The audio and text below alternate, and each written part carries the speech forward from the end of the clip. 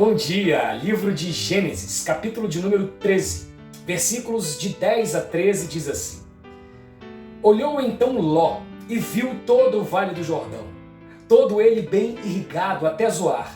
Era como o jardim do Senhor, como a terra do Egito. Isso se deu antes do Senhor destruir Sodoma e Gomorra. Ló escolheu todo o vale do Jordão e partiu em direção ao leste. Assim, os dois se separaram. Abraão ficou com a terra de Canaã, mas Ló mudou seu acampamento para um lugar próximo a Sodoma, entre as cidades do vale. Ora, os homens de Sodoma eram extremamente perversos e pecadores contra o Senhor. Quando Deus chama Abraão e diz: sai da sua terra, da sua parentela, para a terra que eu te mostrarei, e farei de ti uma grande nação. Abençoarei os que te abençoarem, amaldiçoarei os que te amaldiçoarem. Essa palavra de bênção dada a Abraão, Abraão seguiu como Deus mandou. E Ló, sobrinho de Abraão, foi com ele. E então começou a se cumprir na vida de Abraão a promessa de Deus. Abraão começou a prosperar demais. E, consequentemente, o seu sobrinho Ló prosperava com ele.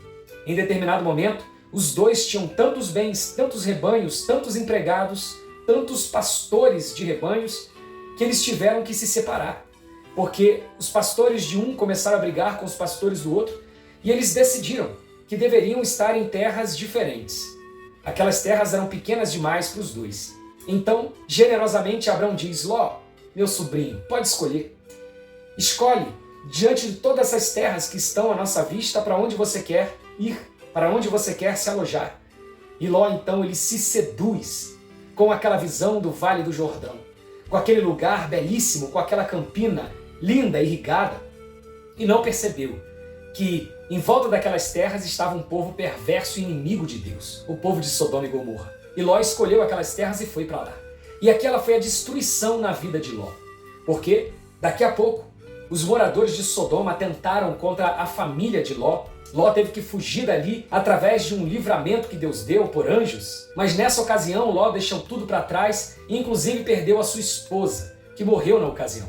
Então toda aquela bênção que a princípio se via com os olhos se tornou em maldição.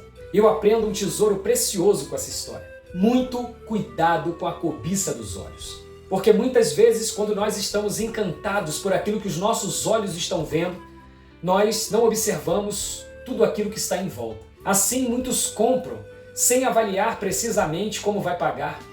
Assim, algumas pessoas se relacionam com pessoas casadas e isso acaba destruindo a sua vida. Assim, muitos desejam uma grandiosa posição e se ocupam em conquistar aquela posição, mas quando chegam percebem que não estavam preparados, não tinham estrutura para suportar aquela posição que é de muita responsabilidade e acabaram perecendo.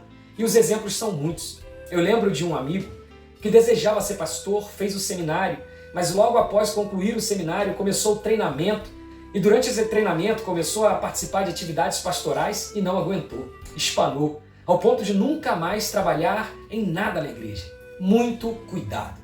Se algo te seduz pelos olhos, pense, reflita, avalie e, sobretudo, ore.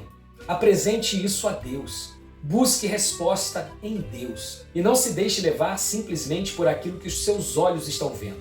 Que Deus te abençoe com essa palavra, que você tenha sabedoria a avaliar não aquilo que os seus olhos estão desejando, mas tudo o que está à sua volta, a perceber o que verdadeiramente é bênção que Deus está colocando diante de você ou é uma armadilha para destruir, para tirar você do foco, para tirar você da bênção que Ele quer te dar. Que Deus te abençoe assim, em nome de Jesus. Amém.